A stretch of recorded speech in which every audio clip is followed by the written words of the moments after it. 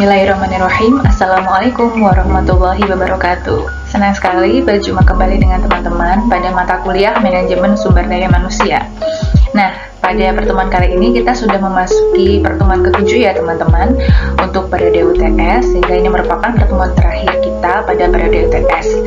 Nah, pada pertemuan kali ini kita akan membahas terkait suatu bab yang merupakan kelanjutan dari bab sebelumnya pada analisis sumber daya manusia, yaitu rekrutmen dan seleksi. Nah, untuk capaian pembelajaran pada pertemuan kali ini yaitu mahasiswa diharapkan mampu menganalisis proses rekrutmen dan penyeleksian karyawan di perusahaan atau organisasi dengan baik dan tepat. Sementara untuk metode pembelajaran kita pada pertemuan kali ini, kita akan menggunakan setidaknya 3 bentuk metode pembelajaran, yaitu yang pertama adalah ceramah dari saya, kemudian diskusi kelompok kecil nanti akan dilakukan oleh teman-teman bersama 4-5 orang mahasiswa bersama-sama, dan diakhiri dengan presentasi yang dilanjutkan dengan tanya jawab. Untuk instruksi pembelajaran, mahasiswa diharapkan dapat menyimak materi yang disampaikan pada video pembelajaran ini dengan sebaik mungkin sebagai bahan untuk mengerjakan penugasan selanjutnya. Nah, sebelum kita masuk lebih lanjut pada materi inti kita akan membahas terlebih dahulu bagaimana keterkaitan bab ini begitu ya dengan bab-bab sebelumnya, dengan materi-materi sebelumnya. Sebelumnya kita sudah melakukan kajian gitu ya dengan apa yang disebut dengan analisis pekerjaan ya teman-teman, di mana analisis pekerjaan ini kita menghasilkan 2 hal, yaitu job description atau uraian pekerjaan dan job specification atau spesifikasi pekerjaan, di mana kedua hal ini sangat penting ya untuk bisa menyusun analisis pekerjaan itu sendiri. Nah, dari situlah kemudian kita berangkat menyusun yang namanya analisis kebutuhan sumber daya manusia. Kita kaji berapa sih sebenarnya yang dibutuhkan oleh perusahaan tertentu atau organisasi tertentu ya untuk bisa berjalan secara optimal. Nah, dari situlah kemudian kita berangkat bagaimana kemudian lowongan-lowongan kerja yang tersedia ini bisa diisi gitu ya oleh karyawan-karyawan yang tepat. Nah, prosesnya adalah untuk mengisi lowongan-lowongan pekerjaan tersebut atau jabatan-jabatan atau job-job itu adalah dengan proses rekrutmen dan seleksi. Nah, untuk selanjutnya di minggu depan kita akan membahas satu teknik seleksi begitu ya yang sangat dominan gitu ya di dalam proses seleksi, yakni wawancara, di mana kita akan membahas apa saja tekniknya begitu ya, kemudian macam-macamnya, jenis-jenisnya. Oke, mari kita masuk ke dalam materi kita yang sesungguhnya. Baik, di sini kita akan membahas terkait dengan perekrutan terlebih dahulu ya. Pada pertemuan yang singkat ini nanti akan dilanjutkan pada video-video selanjutnya untuk bisa membahas secara penuh. Nah, pada video yang kali ini teman-teman kita akan membahas tentang perekrutan dan juga nanti akan di breakdown kembali ada namanya perekrutan internal dan juga perekrutan eksternal. Nah, secara definitif perekrutan itu apa sih yang dimaksud dengan perekrutan? Perekrutan merupakan sebuah proses untuk bisa menemukan dan atau menarik pelamar untuk posisi terbuka pemberi kerja. Maksudnya seperti apa?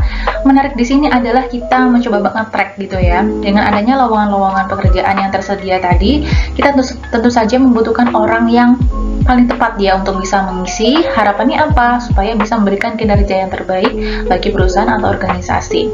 Nah, proses untuk bisa menarik orang-orang yang tepat tersebut adalah proses rekrutmen. Jadi ketika kita menawarkan, memberikan informasi kepada publik, ini loh kita sedang mengadakan kita sedang membuka suatu lowongan. Nah, ketika ada respon dari publik, dari para pencari kerja untuk mengirimkan CV mereka, mengirimkan lamaran mereka, itulah yang kita sebut sebagai proses rekrutmen.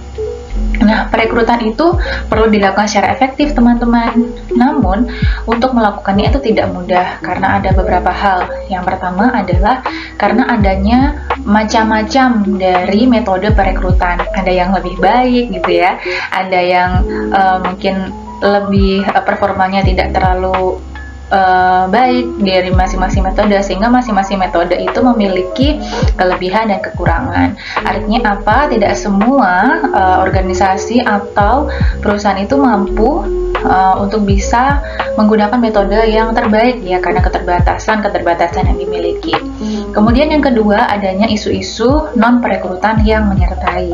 Nah, di sini isu-isu non perekrutan ini adalah isu yang sebenarnya tidak berkaitan langsung dengan proses perekrutannya itu sendiri. Misalnya apa? Misalnya ketika kita akan seorang pelamar itu mengirimkan CV-nya gitu ya pada sebuah lowongan pekerjaan, mungkin yang dia pertimbangkan yang pertama salah satunya ada tentang gajinya begitu ya, kompensasi yang akan diterima. Tentu saja kompensasi yang lebih besar dari suatu perusahaan atau organisasi itu lebih menarik dibandingkan kalau kita apply atau submit pada organisasi atau perusahaan yang kompensasinya mungkin lebih kecil begitu ya. Jadi kompensasi di sini menjadi isu non perekrutan yang kemudian bisa mempengaruhi minat dari pelamar untuk bisa memberikan responnya untuk mengikuti proses rekrutmen. Mungkin saja juga misalnya ketika seseorang mendaftar itu mempertimbangkan tempat kerjanya, lingkungan kerjanya seperti apa sih begitu ya, teman-temannya seperti apa, budaya perusahaannya itu seperti apa. Nah, itu juga mempengaruhi minat untuk bisa ikut berpartisipasi pada proses rekrutmen tertentu. Nah, selanjutnya ada hukum terkait pekerjaan. Di setiap tempat, setiap daerah, setiap negara pasti memiliki hukum ketenagakerjaannya masing-masing ya, dimana hukum ini akan mengikat siapapun begitu ya yang beroperasi pada wilayah tersebut, sehingga misalnya suatu kebijakan A tidak bisa dilaksanakan di wilayah B seperti itu, sehingga di sini hukum terkait pekerjaan ini juga bisa menjadi salah satu alasan perekrutan itu tidak bisa dilaksanakan secara efektif atau dengan mudah begitu ya. Nah, sekarang kita masuk pada uraian jenis dari perekrutan itu sendiri. Didasarkan pada asal kandidatnya, perekrutan dibagi menjadi dua, yaitu ada perekrutan internal dan perekrutan eksternal.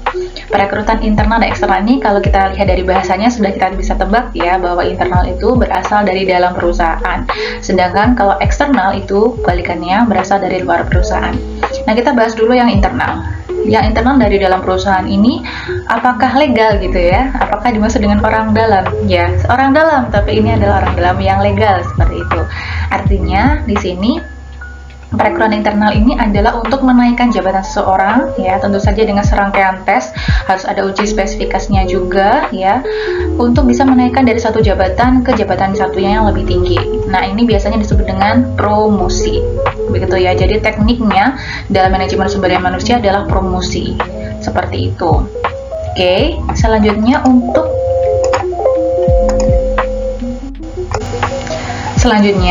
teknik ya, untuk jenis perekrutan yang kedua yaitu perekrutan eksternal, ini lebih bervariasi begitu ya, bervariasi bentuknya.